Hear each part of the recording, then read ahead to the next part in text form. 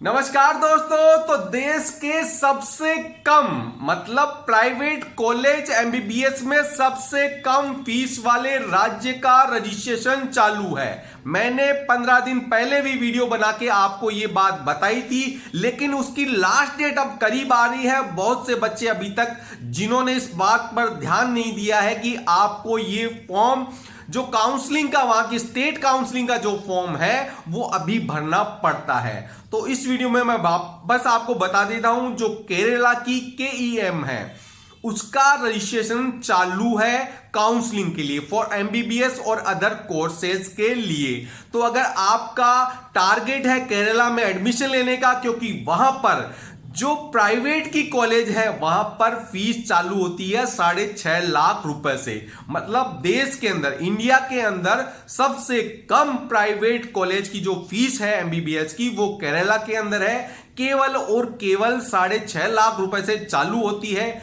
तो जिन बच्चों का, जिन अभिभावकों का, जिन पेरेंट्स का टारगेट है प्राइवेट मेडिकल कॉलेज में एडमिशन और वो भी एकदम कम फीस के ऊपर, तो आप केरला केईएम का फॉर्म अप्लाई करिए, क्योंकि इसकी जो लास्ट डेट है वो एकदम करीब आ गई है। लास्ट डेट है इसकी 10 अप्रैल इसकी लास्ट डेट है। उसके बाद आपको कोई मौका नहीं मिलेगा दोबारा ये रजिस्ट्रेशन करने का। हर बार ऐसे बहुत से स्टूडेंट होते हैं जो नियर बाई कट ऑफ के करीब रहते हैं, उनके 10 से 15 नंबर ऑल इंडिया की जो कट ऑफ होती है उससे नीचे मार्क्स रहते हैं, लेकिन उनको पता ही नहीं चलता कब केईएम का फॉर्म भरा जाता है और कब वो निकल जाता है। तो केरला के लिए अगर आपको अप्लाई करना है फॉर एमबीबीएस बीडीएस कोर्सेज के लिए, तो आप अभी अप्लाई करिए। केईएम का 10 तारीख इसकी लास्ट डेट है, जिससे आप अगर कट ऑफ के नियर बाय भी रहते हैं और आप अगर 6.5 लाख रुपए से के करीब का अफोर्ड कर सकते हैं, 6.5 से 10 लाख तक की यहां पर मोस्टली कॉलेज प्राइवेटों की फीस होती है, तो ये अफोर्डेबल फीस जो होती है वो आप अगर अफोर्ड कर सकते हैं तो आप अभी से अप्लाई करके रखिए। बैकअप में एक प्लान करके रखिए, जिससे कि आपको भविष्य में अगर आपने 1 या 2 बार ये एग्जाम दे दिया है नीट का, अब अगर आप आगे ड्रॉप नहीं करना चाहते हैं, आपके पेरेंट्स एग्री हैं कि हम इतनी फीस पर कहीं भी एडमिशन दिला सकते हैं, तो प्राइवेट कॉलेज में सबसे कम फीस केरला की है, तो आप इसके लिए अप्लाई करके रखिए, जिससे आपके पास एक बैकअप प्लान हो, आपको वापस ड्रॉप नहीं करना पड़े। ये चीज का आप ध्यान रखिए। तो इसके लिए आप अभी से अप्लाई करके रखिए, 10 दिन का ही टाइम आपके पास बचा हुआ है। और अगर आपको वीडियो अच्छी लगती है तो वीडियो को आप लाइक जरूर करिए, क्योंकि आपकी एक लाइक से हमें एक मोटिवेशन मिलता है अच्छी अच्छी वीडियो बनाने के लिए। और अगर आप चैनल पर नए हैं तो चैनल को सब्सक्राइब कर लीजिए, जिससे आपको नीट से रिलेटेड जितनी भी जानकारी है वो सिस्टमैटिक तरीके से यहां पर मिल जाती है। प्लस अगर आप काउंसलिंग करवाना चाहते हैं तो हमारे जो नंबर दे रखे हैं साइड में, आप उस पर व्हाट्सएप पे मैसेज करिए, काउंसलिंग फॉर नीट 2023, फिर हम आपको संपर्क कर लेंगे। तो इस वीडियो में इतना ही, धन्यवाद। तो केईएम जो एग्जाम है वो केरला स्टेट लेता है, वहां के जितने भी प्रोफेशनल कोर्सेज हैं उनके लिए, उनमें एमबीबीएस बीडीएस ये सभी कोर्स भी आते हैं। तो सबसे पहले देख लीजिए, केईएम का जो रजिस्ट्रेशन है वो चालू हो गया था 17/3/2023 को, और वो चलेगा अगले महीने की 10 तारीख तक, मतलब 10/4/2023 तक आपका फॉर्म चलने वाला है।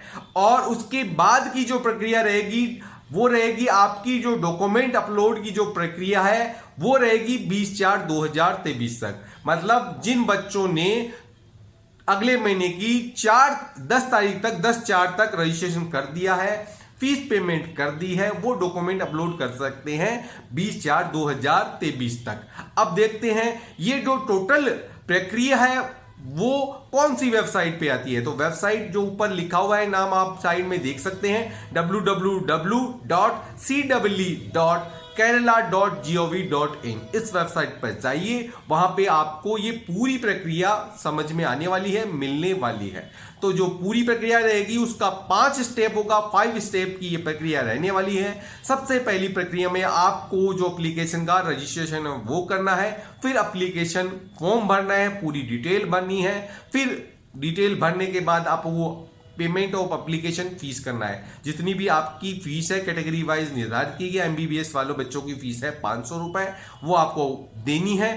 फिर आपके डॉक्यूमेंट अपलोड करने हैं, वो कैसे करने हैं आगे चल के मैं बताता हूं। फिर डॉक्यूमेंट अपलोड करने के बाद प्रिंट एक्नॉलेजमेंट स्लिप, जो आपको फाइनल स्लिप है वो आपको प्रिंट लेनी है, अपने पास सेव रखनी है। आगे देखते हैं आगे कैसे ये पूरी प्रक्रिया रहने वाली है। तो फॉर्म भरने के लिए क्या क्या डॉक्यूमेंट की रिक्वायरमेंट रहने वाली है, क्या क्या चीज की है, तो देख लीजिए। सबसे पहले आपका मोबाइल नंबर और ईमेल आईडी आपके पास होनी चाहिए, जो कि दोनों चालू हालत में रहनी चाहिए। फिर जेपीजी फॉर्मेट में आपका फोटो और सिग्नेचर, जैसे आप नीट के फॉर्म में लगाते हैं सेम वैसी ही प्रक्रिया यहाँ पे भी है, फोटो और साइन आपका यहाँ पर रहने वाला है। अब कुछ डॉक्यूमेंट है जो अपलोड करने हैं, वो पीडीएफ फॉर्मेट में रहने वाली है। सबसे पहले आपके 10वीं क्लास की मार्कशीट या सर्टिफिकेट जो आप बताते हैं वो इसमें अपलोड करनी है जेपीजी फॉर्मेट में। फिर जो सबसे मेन चीज है प्रूफ ऑफ नेटिविटी, मतलब आपका मूल निवास है जो अपलोड करना है। अगर आप केरला के हैं तो केरला का करना है, और केरला के बाहर के हैं तो बाहर का करना है। सबसे ज्यादा गलती इसी चीज में बच्चों से होती है, वो इस चीज को ध्यान से पढ़ते ही नहीं है कि यहां पर क्या पूछा गया है। यहां पर ना कि इंडिया का पूछा गया है, यहां पर केवल केरला के मूल निवास की स्थिति पूछी गई है। यहां पे पूछा जाता है कि आप केरला के रहने वाले हैं या आउटसाइड ऑफ केरला के रहने वाले हैं, तो इस चीज को ध्यान से पढ़िए। केरला के हैं तो केरला भरिए, अगर आप आउटसाइड ऑफ केरला है तो वो केरला आउटसाइड ऑफ केरला भरिए, क्योंकि अगर आप केरला का भर के आउटसाइड ऑफ केरला का जो मूल निवास लगा देंगे तो आपका फॉर्म रिजेक्ट हो जाएगा। तो ये सबसे ज्यादा आपको ध्यान रखना है, प्रूफ ऑफ मूल निवास जो आपका रहने वाला है। फिर आपको डेट ऑफ बर्थ सर्टिफिकेट यहां पे लगाना है, उसका भी पीडीएफ फॉर्मेट में आपको लगाना है। तो इस चीज का आप विशेष ध्यान रखना है।